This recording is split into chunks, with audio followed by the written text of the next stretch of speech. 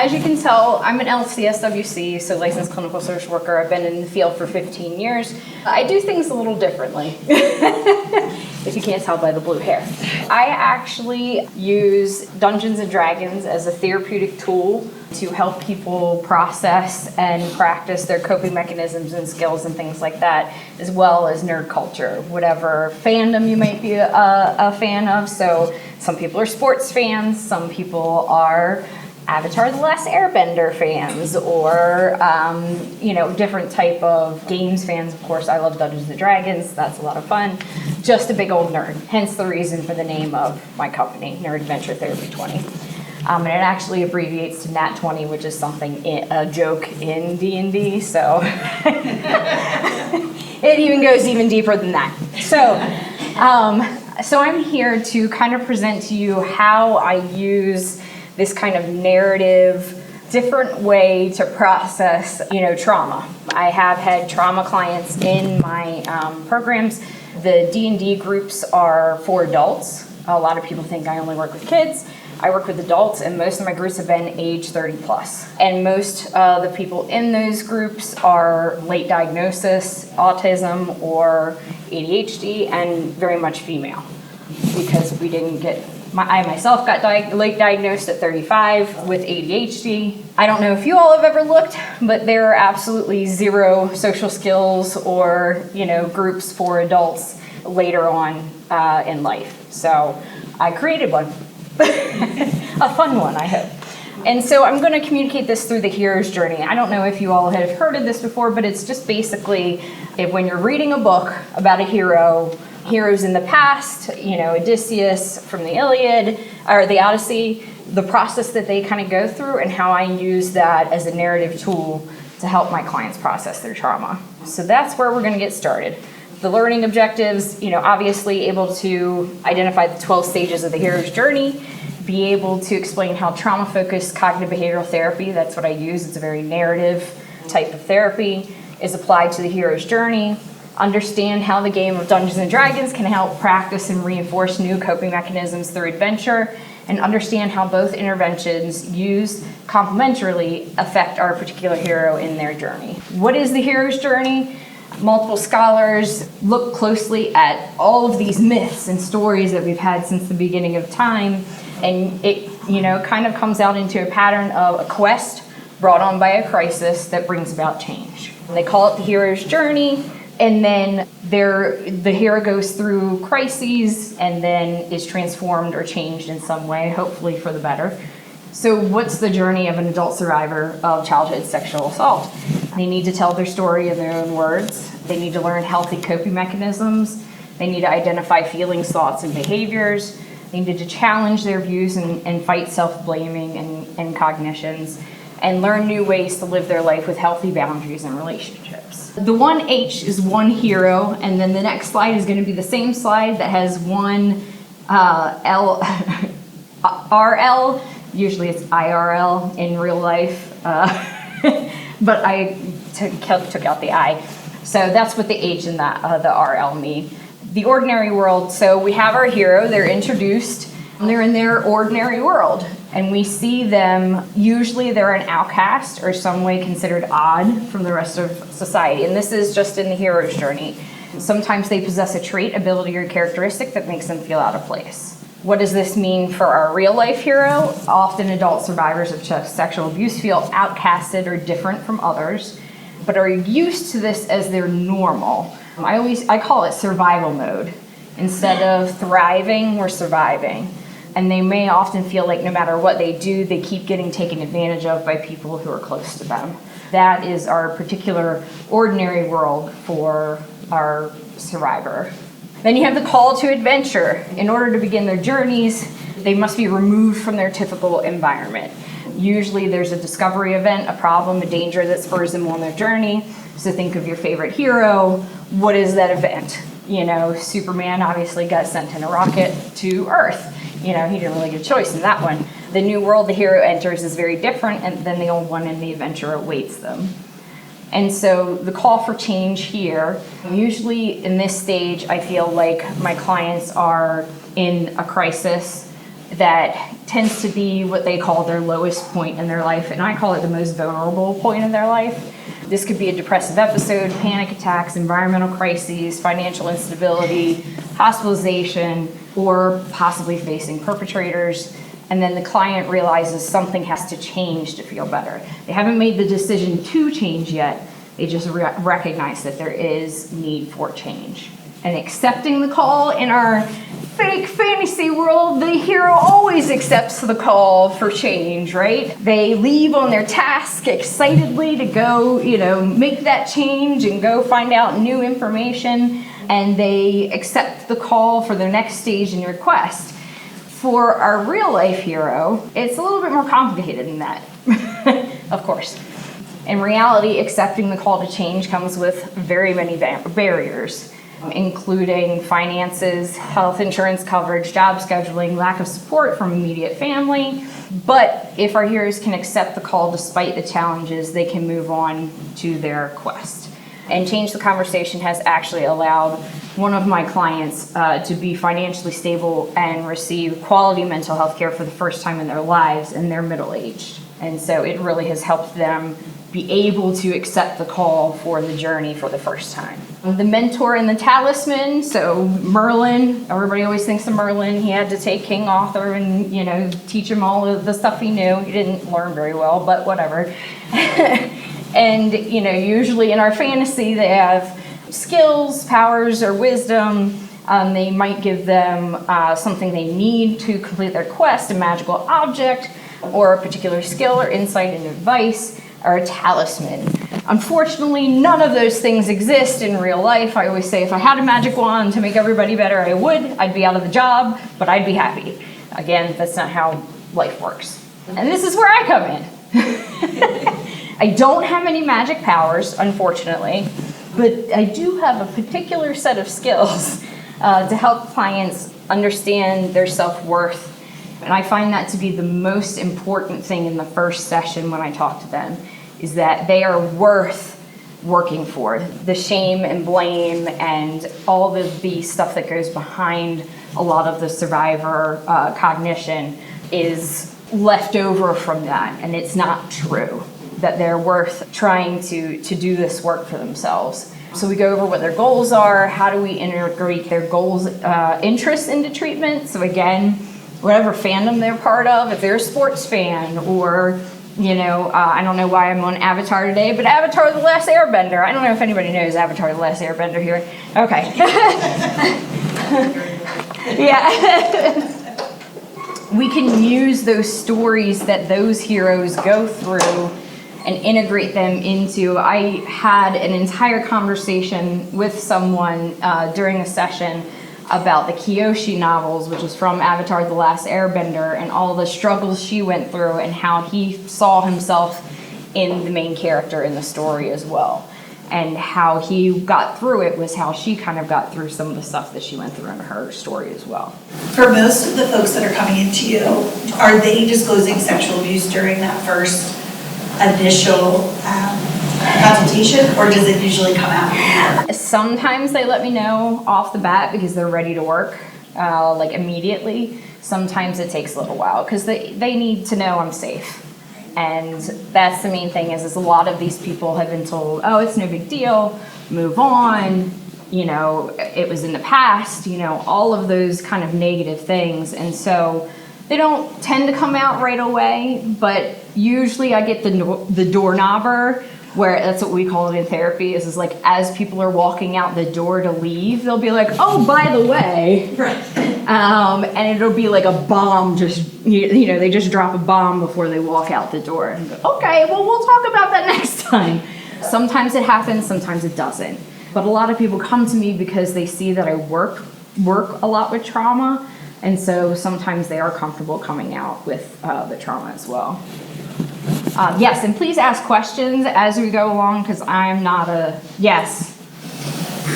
So you said that a lot of the folks you work with are middle-aged. Probably most of them have not heard of Dungeons and Dragons, or have heard of it but never played it, because it really wasn't that generation. Yep. So how do you get them introduced to this and to adopt that particular type of methodology? honestly, they find me. Some people come to me and they haven't looked into, they just see my Psychology Today profile and they'll see that I've been in the field for 15 years and use cognitive behavioral therapy, right? And then they'll come in and I kind of feel what their strengths are. So if their strengths are more religion or, family or things like that, I will use that instead.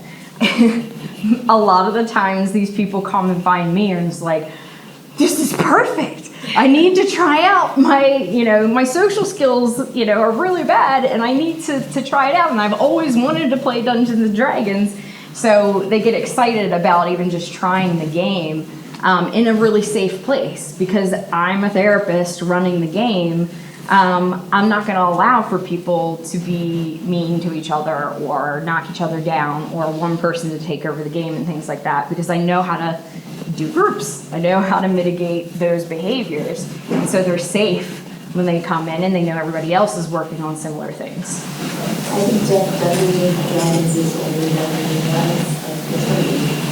So there's a whole culture, right? You forgot how old I am.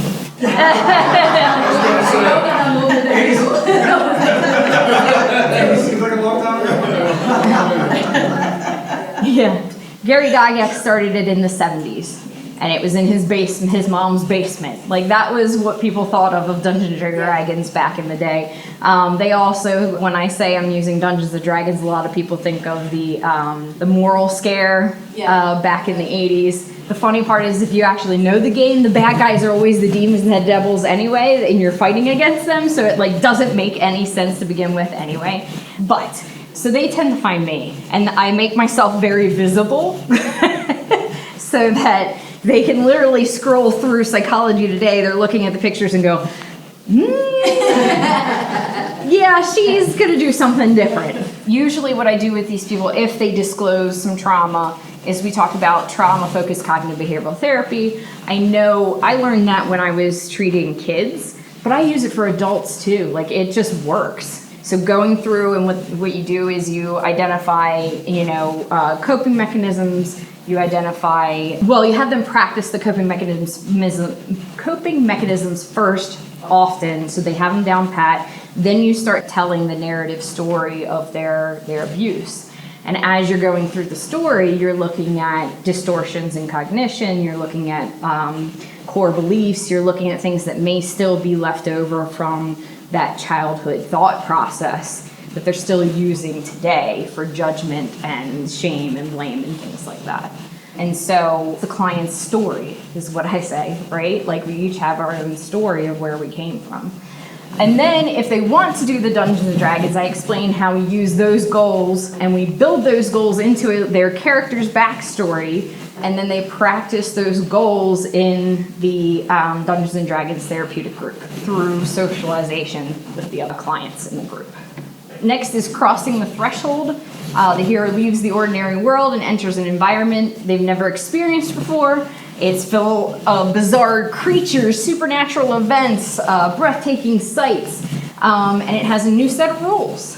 For our real hero, they're leaving their old life behind, and it's even a loss for people because they're leaving that old idea of themselves behind. So there's even some loss processing, some grief processing in the narrative as well. And they're going to experience, hopefully, a healthy professional relationship for the first time, as an example of what a healthy relationship looks like. The part that I always say to my clients at this stage too is they have no guarantee that this is going to work. They have no guarantee. Everybody thinks they're different and it's not going to work for them, something's going to go wrong, that type of stuff, and that's okay. That's what we all say.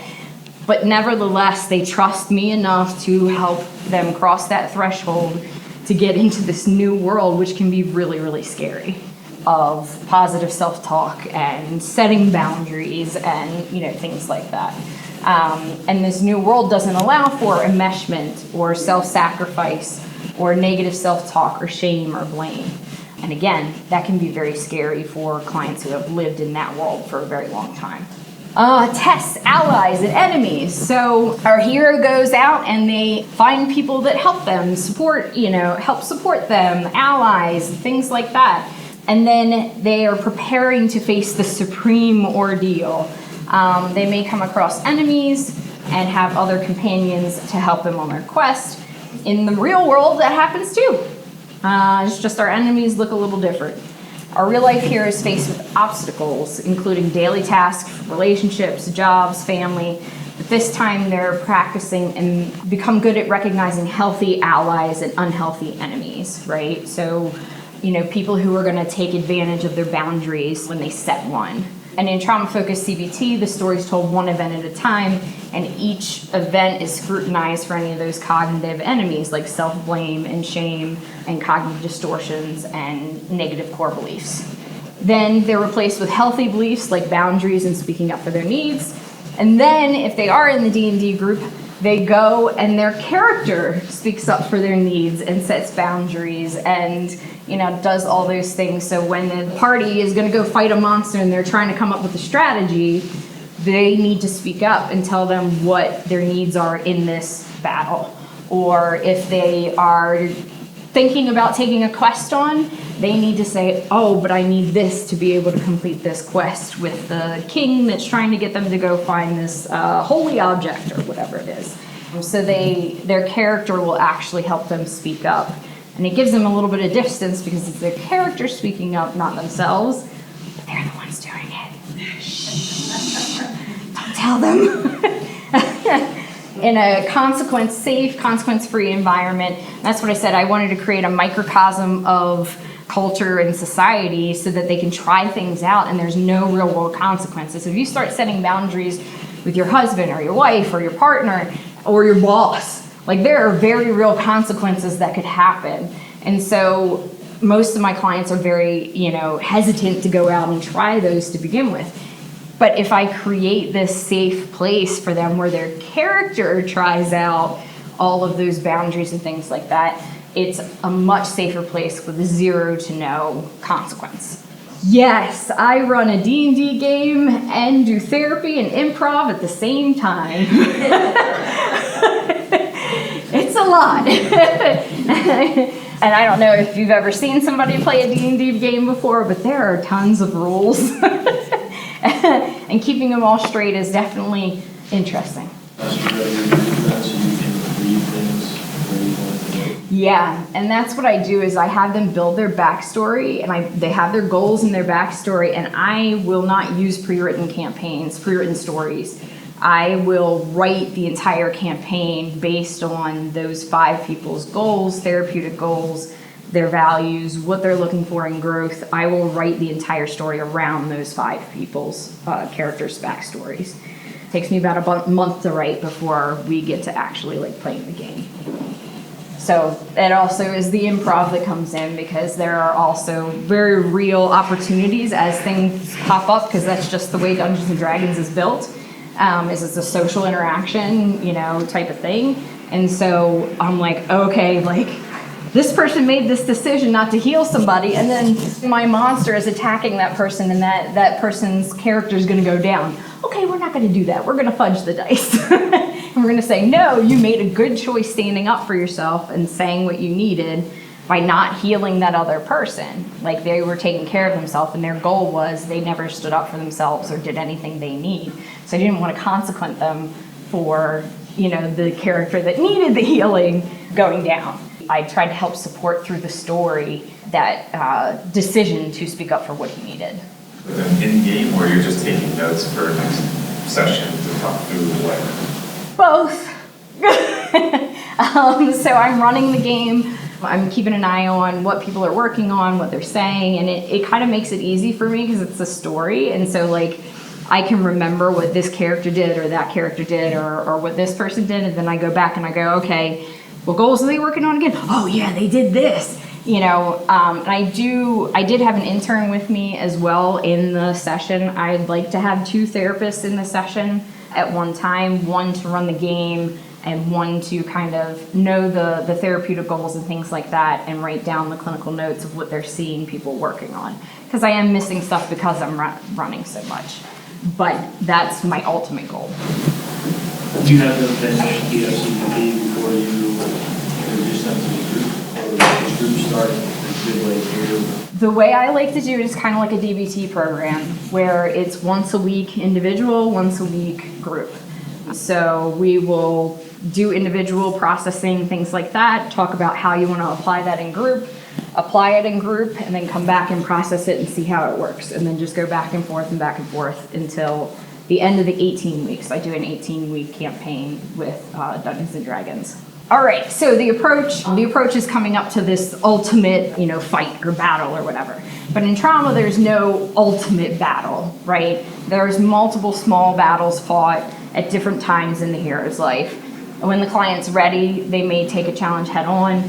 Usually there's a period where a client is practicing becoming proficient at their coping skills and cognitive challenging in order to get to that, what I call the first test in treatment. A SPREAM ordeal is what they were talking about, is preparing the skills and knowledge they've acquired to face their biggest obstacle. The hero usually loses something important to them during the battle, whether it's an object, mentor, or something like that. The hero succeeds and the tension is relieved, though the quest is not quite still over. Obviously, that's a lot different in real life. Here I like to identify the first climax or the first real test crisis. I use the climax in the D&D, the story climax, as this ultimate ordeal for people to make the decision for growth or stagnation. But usually in life, this will come from normal life.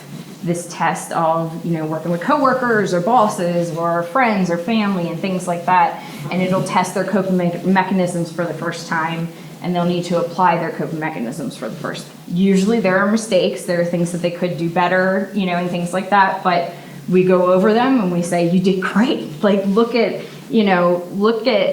feel usually pretty bad at first, but then they come in and I'm like, but think about how it was different than all the times before. Like, how are you feeling now versus all of the times before, you used all these coping mechanisms? Oh yeah, so I did do a little bit better. Yeah, exactly. Not a little bit better, but okay, I'll meet you where you're at. And we just keep, kind of going on that way. The reward in our stories is you get the thing, you get the treasure, you complete their thing. At first, the client may have difficulty identifying how well they did in the crisis, like I said. They identify their progress and continue to work in the future to feel good about their work. So again, this is me sitting them down. It's very mindfulness. Okay, look at what you did. Really sit down and look at what you did. You did great. This is what you did. You set this boundary. It was really hard for you. Your body was telling you not to, all of those things, and you did great. That's the reward, and we will keep doing that. The road forward, the hero decides it's time to return home to the ordinary world, understand what they've accomplished, but the adventure's not over. There's still some obstacles. The road forward, this is where the client may choose what relationships are best to keep and what relationships are best to let go. The client may try to reconnect with or confront family members. They may choose to never talk with them again. Either can be the right choice, it just depends on the person. And so we do a lot of processing around that. What is the best choice for you? What is the best boundary for you? Some go back and challenge it and confront people, some do not. It's because they know nothing's gonna change. Kind of process and move on. Growth, the heroes learned important lessons through their experience, and now they can save the world, right? The growth looks a little bit different for each client. Maybe they can't grow because they need to set firm boundaries and let people go. Perhaps they need to forgive themselves. Maybe they need to forgive someone else. Whatever their growth journey looks like, it should feel right for the client. I'm not going to prescribe what's right for that client. It's their journey, it's their story. It needs to feel right for them. The return, heroes achieve victory. That was life-changing, and they become, accepted by society and prove themselves, and they're a legend now, and all that different kind of fun stuff. Unfortunately, you don't get called a legend very often in real life. That'd be pretty awesome, though. But after telling their story and identifying cognitive distortions, challenging them, replacing them with healthy thoughts, practicing their new beliefs in the D&D group, the client has met a major milestone in their life. At this point, they may graduate from therapy, or they may need to continue to help face other challenges. Either the client has succeeded and hopefully understands, the client has succeeded and hopefully understands how they have the power to change their own world. That's why we write stories anyway. And last, how can we continue to affect change? With the help of Change the Conversation, I've taken one of my clients through the entire hero's journey at least once. They've not had to choose between finances and therapy. They're still in therapy due to multiple types of trauma, but they're progressing well. And I hope to expand my practice and start a nonprofit on my own that offers mental health, financial help as well. So that's how that's gonna go. And then that was supposed to have something on it. There you go. And that's my information. If you scan the QR code at the top, you should get all of my information on your phone. That's it. Any questions? I am located right down near BWI in the Linthicum area. Part is my office is in a church. So we run Dungeons and Dragons groups in the basement of a church. And one of my clients was like, I love my clients because, I love how straightforward they are. They literally emailed me, didn't know me, emailed me and was like, are you sure we're not going to go to hell for playing Dungeons and Dragons in a church? And I was like, I have it on good authority. The pastor, the co-pastor, the congregation, I think we're good. So it's right in a church in my neighborhood that I run this out of. I would like to expand to virtual eventually once our social work compact goes through. I don't know if anybody's keeping track of that, but we can't go across state lines. We can't use our license across state lines unless we have licenses in each state, and each state's license costs $300 to $400. I don't have that kind of money. We're waiting for the compact to go through, and if you join the compact, then you'll be able to use your license in Maryland. You'll be able to use it in different states. Because I have people contacting me from all over the U.S. to be like, hey, I want to do this. Hey, I want to do this. And I'm like, sorry, I'm in Maryland only. I was going to say, I saw you here first. Have you had any groups continue the campaign beyond? Yes, and it's very sad for me. So they, my group before this, they all shared their information with each other, Discord information, and they're running their own campaign. And then my group that just ended last Wednesday, they shared all their information and they're planning on getting together and continuing the campaign as well, without me. It's very sad. But it's the whole point. They all wanted to come there to work on their social skills, but also meet people. And I do in person. So they're sitting at the table every week for 18 weeks across from these people. Eventually I was sitting there and I'm like, like the teacher, like watching the kids, and they're like, you guys want to order pizza? And I was like, oh, they like each other, they're ordering pizza together, oh, that's exciting. So hopefully they continue the game and could be friends outside of the game as well. I know that's a little bit different than a lot of therapeutic groups, like you don't want people to like interact, but that's the whole point of this, is to help you work on the social skills. Yeah, I was just gonna say, are the groups like all the same trauma, or do you like intermingle different traumas? I intermingle different traumas. They're not all trauma, so some is ADHD trauma, getting like diagnosed, some is, just anxiety and things like that. But I try and get personalities that kind of match, and I put them together, who I think are gonna challenge each other, but also be very supportive of each other. We actually just had a client in the last group who had accidentally, and this happens all the time, and it's kind of scary because this is a new intervention, right? But wrote something into their backstory that they didn't realize was part of their trauma.